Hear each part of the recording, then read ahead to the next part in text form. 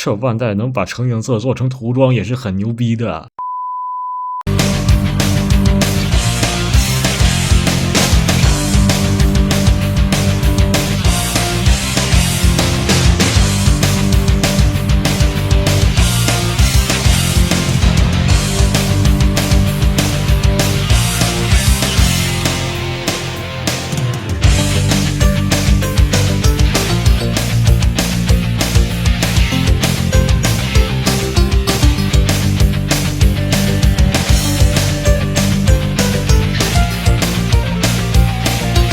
蓝色暴风，我是蓝豹，欢迎大家收看本期蓝豹测评。今天给大家介绍这款产品是一直在纠结好久才买的一款真骨雕的配件包，那就是龙旗的无双龙。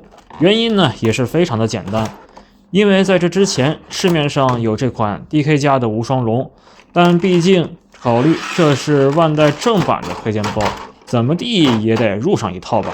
大概花了我大概500来块钱，目前这款价格还在往下降。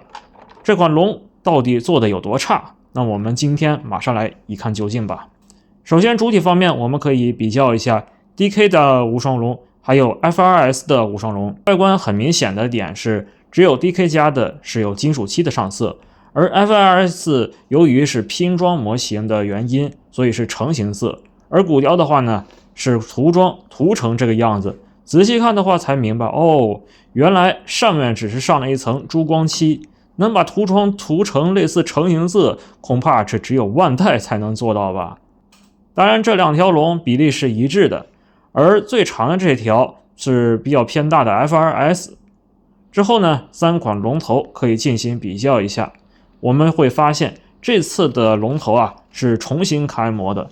这里可以简单比较一下剧中的 CJ， 确实是长这个样子的，而且龙须的话比起 DK 家出的这款会更自然一些，当然这个龙须也更容易断。龙头张开后可以看到内部的口腔细节，这里处理的比 DK 家的好上很多啊。腹部的龙爪方面，万代的官图上是有一根实色的金属轴，而实物拿到手之后的话呢，却变成一个空心的装，感觉好难受啊。龙爪这里呢会多出一段不可动的弯折造型，也可以简单比较一下其他2个版本的龙爪。在把玩方面的话呢，万代的龙每一段关节都相当的丝滑。DK 家的龙啊，由于关节部分也上了金属漆，所以掰起来的话会嘎吱嘎吱响，比较紧。而 FRS 由于是拼装模型的原因啊，在掰的时候话会比较偏松。当然这一条龙身上的武装也是可以拿下来给龙旗进行使用的。尾部的龙君刀明显比骨雕内部的自带的龙君刀稍微大了那么一些。龙爪盾的话呢，也可以从身上直接拆下来进行使用。盾牌的安装方式呢有2种，一种是直接握持，而另一种呢就是帝骑在剧中的最终形态驾驭的一个着装方式。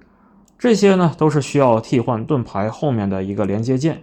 只不过呢，我不太能理解的是，明明这里的凹槽能设计的大一些，这样就不用再做另一个替换零件了，可万代它就是不做。除了安装在身上的龙爪盾之外呢，还有一个更还原于剧中的龙爪盾。你看看它盾牌都能上金属色，它主体的龙呢就是他妈不上。至于龙利爪，也就是无双龙的头部啊，我们也可以比较一下龙旗内部自带这个龙利爪，两者的造型呢比例方面截然是不一样的，就连龙头的龙须方面也做出了差异化处理。而且可以看到无双龙的眼睛呢是实色涂装，而龙利爪这个武器的眼部呢则是有一定的透明件，制作成立呢大家懂的都懂啊。最后呢，内部还增加了一个破碎镜子的地台，放上支柱，这样呢就可以把无双龙简单放在上面了。你没有听错，是只是放在上面，连个夹子啊它都不肯给。好，那么这就是这一款万代的无双龙全部的内容了。很明显，这又是一款被涂装耽误的一款好产品。可以看到，这款无双龙如果全身都是金属漆涂装的话，未必会沦落到要跟 DK 这样的一个第三方的无双龙进行对比。但可惜啊，棋差一招。